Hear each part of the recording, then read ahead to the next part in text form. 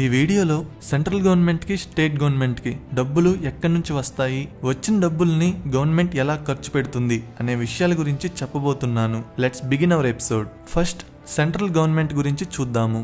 Central government కి main గా 5 sources నుంచి ఇన్కమ్ వస్తుంది. Number 1 personal income tax. దేశంలో ఉన్న చాలా మంది ప్రజలు ప్రతిరోజు ఏదో ఒక వర్క్ చేస్తుంటారు. అలా వర్క్ చేసే వాళ్ళకి ప్రతి సంవత్సరం ఎంతో కొంత ఇన్కమ్ వస్తుంది. ఆ ఇన్కమ్ అనేది శాలరీస్ నుండి అవ్వచ్చు లేదా బిజినెస్ నుండి అవ్వచ్చు.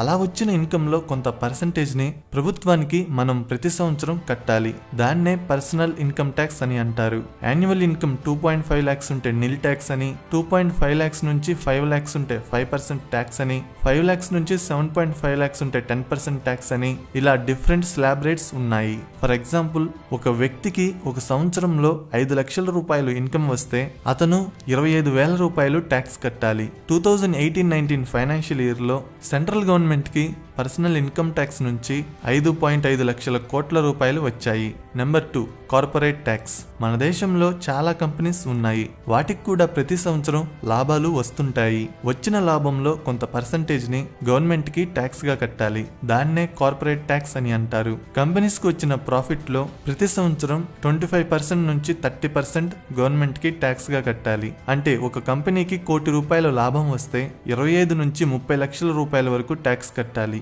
2018-19 ఫైనాన్షియల్ ఇయర్ లో సెంట్రల్ గవర్నమెంట్ కి 6.7 లక్షల కోట్ల రూపాయలు కార్పొరేట్ ట్యాక్స్ రూపంలో వచ్చాయి. నెంబర్ 3 GST అంటే గూడ్స్ అండ్ సర్వీసెస్ ట్యాక్స్. మనం ప్రతిరోజు ఏదో ఒక వస్తువు కొంటూనే ఉంటాము. షాంపూ, పేస్ట్, బ్రష్, సోప్, రెస్టారెంట్లో ఫుడ్, మొబైల్ ఫోన్, టీవీ, ఇలా ఏదో ఒక వస్తువు కొంటూనే ఉంటాము. ఆ వస్తువుల యొక్క ప్రైస్ లో కొంత పర్సెంటేజ్ GST కిందకి వస్తుంది. ఫర్ ఎగ్జాంపుల్, 10,000 రూపీస్ ప్రైస్ ఉన్న మొబైల్ ఫోన్ కొన్నారనుకోండి, అందులో 1,800 రూపీస్ GST ఉంటుంది. ప్రైస్ అనేది GSTతో కలిపి ఇంక్లూడ్ అయ్యే మీకు ఆన్లైన్ లో కనిపిస్తుంది. అందుకే MRP కింద చిన్న చిన్న అక్షరాలతో ఇంక్లూజివ్ ఆఫ్ ఆల్ ట్యాక్సెస్ అని రాస్తారు.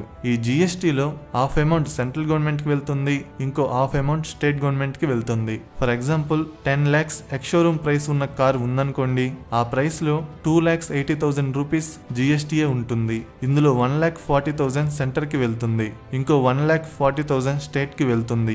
ఈ విధంగా సెంట్రల్ గవర్నమెంట్ కి GST రూపంలో డబ్బులు వస్తాయి. 2018-19 ఫైనాన్షియల్ ఇయర్ లో సెంట్రల్ గవర్నమెంట్ కి 5.8 లక్షల కోట్ల రూపాయలు GST రూపంలో వచ్చాయి. నెంబర్ 4 ఎక్సైజ్ డ్యూటీ అంటే పెట్రోల్ మీద వచ్చే రెవెన్యూ. ప్రజలు కొనే పెట్రోల్ మీద బోత్ సెంటర్ అండ్ స్టేట్స్ కి రెవెన్యూ వస్తుంది. పెట్రోల్ ప్రైస్ లో 70% ట్యాక్సే ఉంటుంది. 2018-19 ఫైనాన్షియల్ ఇయర్ లో సెంట్రల్ గవర్నమెంట్ కి 1.4 లక్షల కోట్ల రూపాయలు ఎక్సైజ్ డ్యూటీ రూపంలో వచ్చాయి. Number 5 customs duty. ఇండియా చాలా వస్తువుల్ని ఇంపోర్ట్ చేసుకుంటుంది, అలాగే ఎక్స్పోర్ట్ కూడా చేస్తుంది. ఇంపోర్ట్ అండ్ ఎక్స్పోర్ట్ చేసే వస్తువుల మీద వేసే ట్యాక్స్ ని కస్టమ్స్ డ్యూటీ అని అంటారు. ఒక్కొక్క వస్తువు మీద ఒక్కొక్క రకంగా కస్టమ్స్ డ్యూటీ ఉంటుంది. 2018-19 ఫైనాన్షియల్ ఇయర్ లో సెంట్రల్ గవర్నమెంట్ కి 1.3 లక్షల కోట్ల రూపాయలు కస్టమ్స్ డ్యూటీ రూపంలో వచ్చాయి. ఇవి కాకుండా కోల్ మైన్స్ నుంచి, స్పెక్ట్రమ్ ఆక్షన్ నుంచి, స్టేట్ గవర్నమెంట్ కి ఇచ్చిన లోన్స్ నుంచి జనరేట్ అయ్యే వడ్డీ నుంచి సెంట్రల్ గవర్నమెంట్ కి డబ్బులు వస్తాయి. 2018-19 ఫైనాన్షియల్ ఇయర్ లో సెంట్రల్ గవర్నమెంట్ కి 20 లక్షల కోట్ల రూపాయల రెవెన్యూ వచ్చింది. ఇందులో కార్పొరేట్ ట్యాక్స్ నుంచే గవర్నమెంట్ కి ఎక్కువగా రెవెన్యూ వస్తుంది. ఇక ఖర్చు విషయానికి వస్తే సెంట్రల్ గవర్నమెంట్ కి వచ్చిన రెవెన్యూని 5 విధాలుగా ఖర్చు పెడుతుంది. Number 1 devolution of central taxes to states.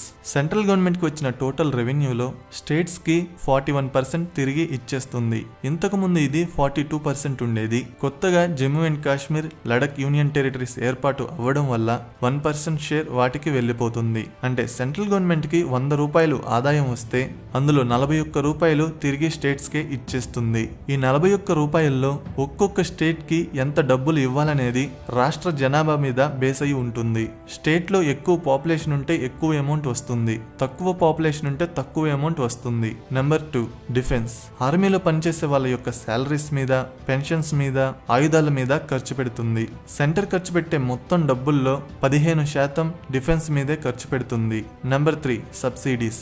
దేశంలో ఉన్న ప్రజలందరికీ రేషన్ ద్వారా ఫుడ్ ఐటమ్స్ ఇవ్వడానికి సెంట్రల్ గవర్నమెంట్ చాలా డబ్బులు ఖర్చు పెడుతుంది. అలాగే ఎల్పిజిని, ఫెర్టిలైజర్స్ ని కూడా సబ్సిడీ ప్రైసెస్ కి సెంట్రల్ గవర్నమెంట్ ప్రజలకి ఇస్తుంది. కేవలం సబ్సిడీస్ ఇవ్వడం కోసం సెంటర్ ఖర్చు పెట్టే మొత్తం అమౌంట్ లో 12% సబ్సిడీస్ మీదే ఖర్చు పెడుతుంది. నెంబర్ 4 క్యాపిటల్ ఎక్స్పెండిచర్ అంటే ఆస్తుల క్రియేషన్ మీద, అంటే schools, colleges, hospitals, roads, bridges, dams లాంటి ఆస్తుల్ని క్రియేట్ చేయడానికి ఖర్చు పెడుతుంది.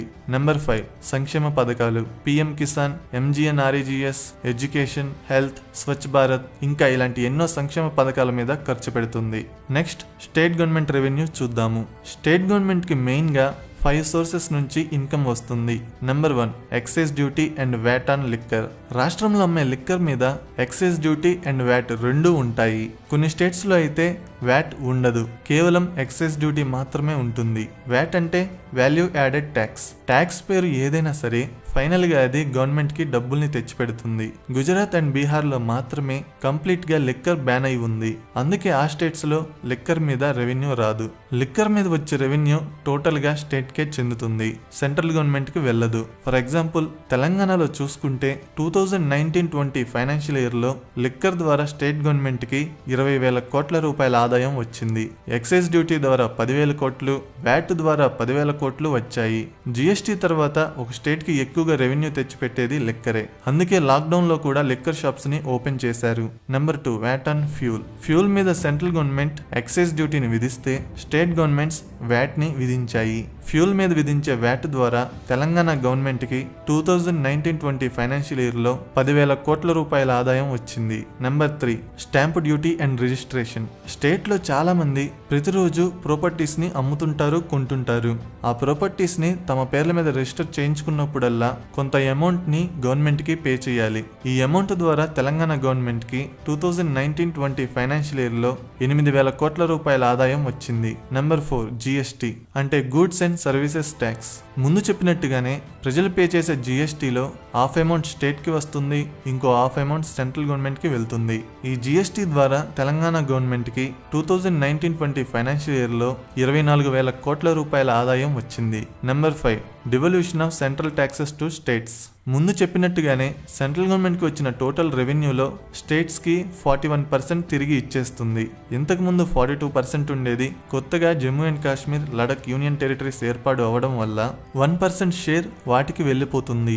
ఈ షేర్ ద్వారా 2019-20 ఫైనాన్షియల్ ఇయర్ లో తెలంగాణ గవర్నమెంట్ కి 16,000 కోట్ల రూపాయలు వచ్చాయి. ఇవి కాకుండా మిగతా సోర్సెస్ చూసుకుంటే ఆర్టీఏ ద్వారా, మైనింగ్ ద్వారా, ప్రాపర్టీ ట్యాక్స్ ద్వారా స్టేట్ గవర్నమెంట్స్ కి డబ్బులు వస్తాయి.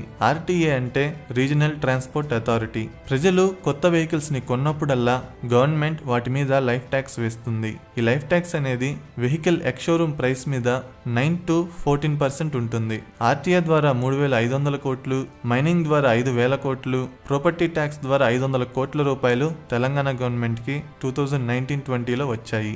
మొత్తం చూసుకుంటే స్టేట్ గవర్నమెంట్స్ కి మెయిన్ గా జిఎస్టీ అండ్ లిక్కర్ ద్వారా ఎక్కువ రెవెన్యూ వస్తుంది. 2019-20 ఫైనాన్షియల్ ఇయర్ లో తెలంగాణకి 113,000 కోట్ల రూపాయల రెవెన్యూ వచ్చింది. నేను ఇక్కడ తెలంగాణని ఎగ్జాంపుల్ గా తీసుకొని చెప్తున్నాను. ప్రతి స్టేట్ లో రెవెన్యూ అనేది మెయిన్ గా ఈ సోర్సెస్ నుంచే వస్తుంది. ఈ సోర్సెస్ కాకుండా కొంత అమౌంట్ ని సెంట్రల్ గవర్నమెంట్ నుంచి, బ్యాంక్స్ నుంచి స్టేట్ గవర్నమెంట్స్ అప్పుగా కూడా తీసుకుంటాయి.